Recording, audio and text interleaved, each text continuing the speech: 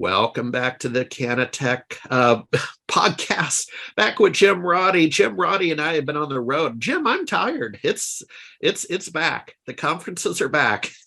Yeah, a lot of people lost their muscle tone. It's like if you haven't been in the gym for a while, you're like, man, lifting this dumbbell seems, 20 pounds is way heavier than it used to be a few weeks ago. So yeah, we're getting back in shape from a trade show standpoint. Yeah. And let's talk trade associations. So give us some tips. I've joined a trade association. How can I participate? And how can I behave? How can I get the most out of my membership? What do you tell people at the RSPA? Sure, and I guess that's what I'll speak to it is through the RSPA lens. And again, the Retail Solution Providers Association. We have about 700 member companies, and then all their employees underneath that are members of our community as well. So the first thing I'd say is, and this is kind of what we do from an RSPA standpoint, is connect with somebody at that association or find out who the right person is. Like we have member services managers, and have them talk through, what do similar situated organizations like yourself do? Where do they get involved? What services they utilize? Things of that nature. What you read on the website might not be completely up to date, and it might not be everything that fits for you. So having that sit down one-on-one conversation, talking about you, what you're hoping to get out of it, and having somebody kind of act as a concierge, that can be very, very helpful. So I'd say that would be the first step. Okay. And then after that, to me, you have to follow through on that. And so, we've seen in our association the folks who really reap the rewards are the ones who get the most engaged. And so obviously, if you're a smaller organization, it's hard to get more engaged because your time is so limited. But it seems like the smaller organizations tend to squeeze the juice more and try to get more out of their relationship with the association. And larger companies, I don't know if they assume other folks are getting involved or not, but that's where we counsel a lot of large organizations to kind of divide and conquer. So for example, we have a cannabis community, we have a marketing community, we have a women to women community, we have for software developers an ISV community. Well, if you're an ISV and you're big enough, you are interested in the cannabis space, right? You should be involved in all four of those aspects, but it shouldn't be one person necessarily who's involved in all those. And that's what we even tell people: have 2 folks or 3 folks join one of the communities, and then just coordinate amongst yourselves who's going to be able to show up for that next online meeting. But if you don't get engaged from that level, if you don't virtually rub elbows with folks, if you don't actually figure out what the services are that you can benefit from, you're going to look back in a year and go, well, this wasn't worth it. Well, maybe it was worth it, but maybe, you go to a restaurant, if you don't order anything, it's not going to be a great experience for you. Yeah, exactly. I worked for a trade association early in my career as an IT pro, the Washington State Credit Union League. So I had some exposure to it. I think I was there 2 years.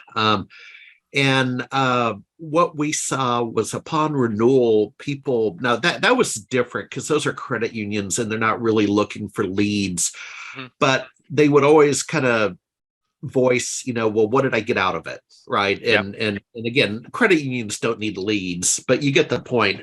What do you hear from members? Are they like, Jim, where are my leads?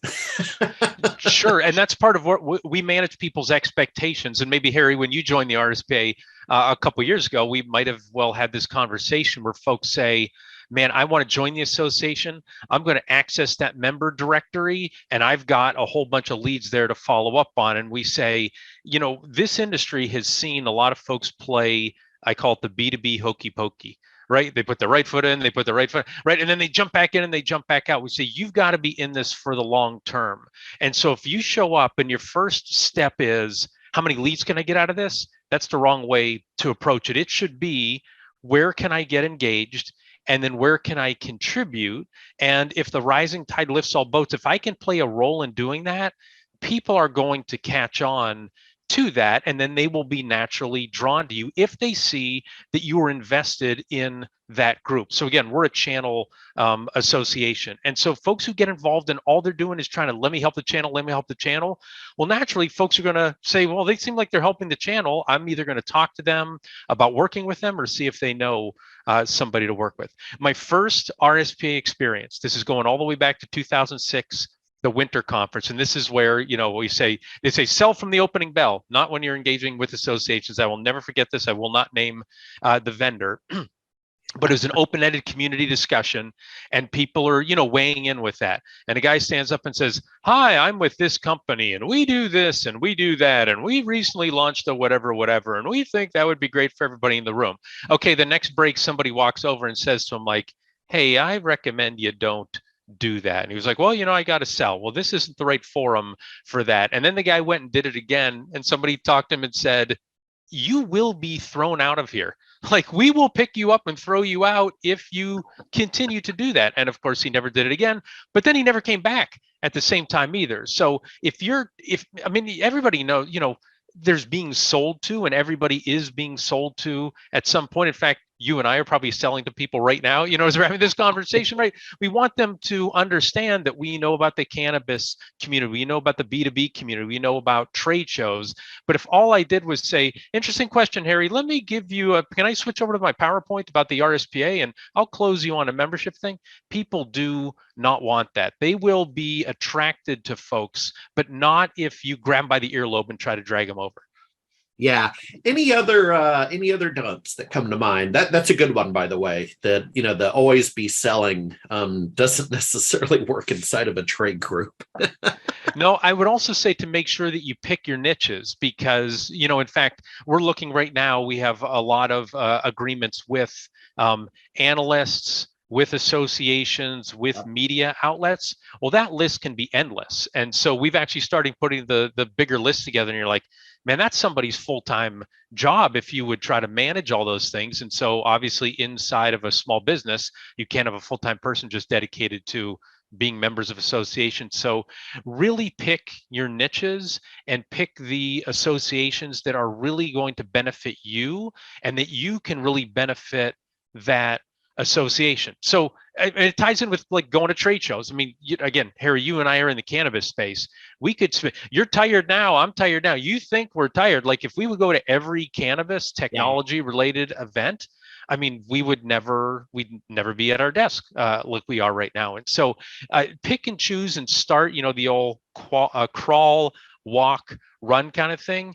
Pick one or two really in your niche, get involved, and see if you need to stretch out into that third. Again, just like we advise VARs and MSPs, don't start playing in a million different verticals. Really become that specialist in one or two or things that are adjacent. So that's, I guess, the thing that I would say as well. If you say I'm too busy to do this, try to weigh it and say, are there other things I should give up or other associations I shouldn't be involved in?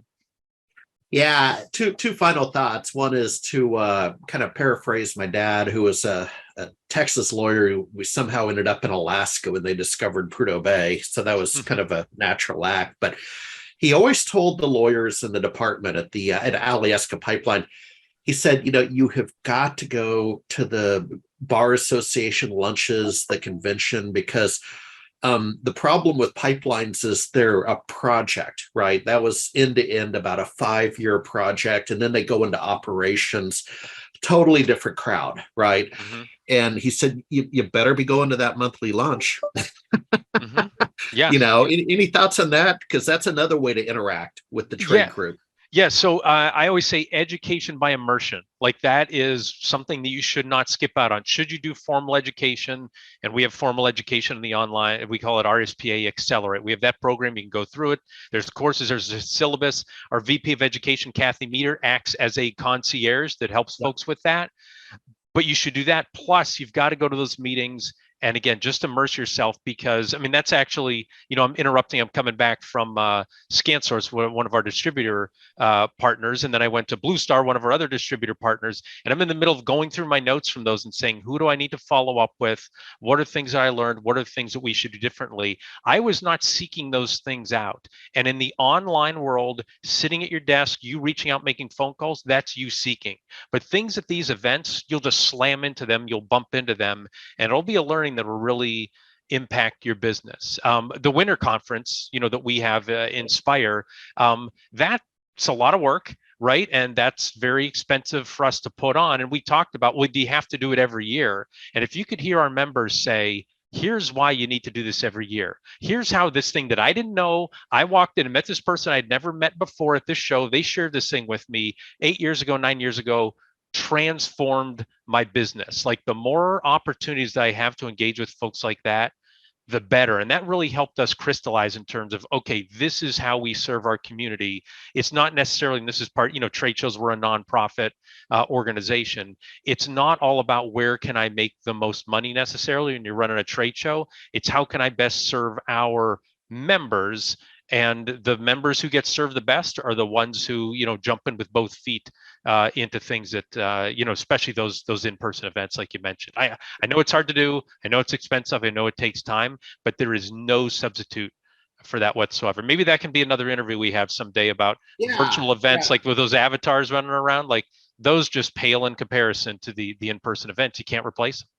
Yeah, I'll make a note of that, because I was helping I do a bunch of side hustles and I love it. But last winter, spring, I was helping a data center trade association and reporting to the executive director. And their big thing is the annual event, right? Mm-hmm. The big conference in basically mid-May.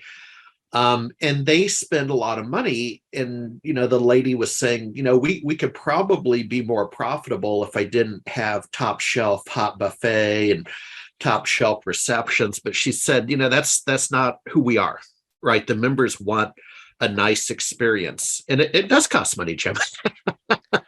And it's getting more expensive. I've always said, like, the most expensive things are like, how did this cost so much? Are college textbooks and meals and AV at trade shows. Like those two things are like, oh my word. But again, that's for the burden of us, event planners here. But you have to have that experience for your members, and they will walk away saying, that was worth it. I would do it all over again. And that's what we're looking for. And we did the Retail Now event this year, our summer trade show that gets, around 1,500 to 2,000 channel executives. We got some feedback that breakfast should have been upgraded. And we're like, okay, yeah, we definitely see that. We're going to do that. But then all the big things that they walked away with, they were saying like, I've never had an experience like this before, not just from how it feels, but also the connections and the knowledge that they take away from it. So that's why, again, I would say I was saying this about the RSPA before I was being paid to say this about the RSPA, right? In terms of how it's invaluable, and it's really the heartbeat of your community. So if whatever community that you're in, find those niche associations, and again, join, get involved and attend the events. And finally, speaking of events, we're several weeks out from MJBizCon in Las Vegas, folks. We've talked about that a lot over here at the CannaTech Group. It's the Comdex, it's the CES of the industry. It's not the only show you should go to, but you should at least go once. And Jim, I'll look forward to working with you and your staff. I know we want to quickly conspire to see if we can put together just a informal reception one of the evenings, right? So we don't feel alone amongst 35,000 people. Right. Yeah, it does. Yeah, you can feel lonely among 35,000. So two things I'll say is, one, wear comfortable shoes, of course, because it's a giant trade show, but also you've got to prepare. Sometimes you can go to a trade show and just kind of wander around. That is not one that you can do that. You've got to figure out what kind of, and they divide it on the website into different groupings of whether it's technology or, grow operations or, things of that nature. But that is not a show you just want to meander through. You've got to put together a battle plan for sure. All right, Jim, thanks for your time. And in fact, we'll see you in a few weeks down in Las Vegas. Thanks, Jim. Yeah, looking forward to it. Always a pleasure, Harry. Thanks. All right.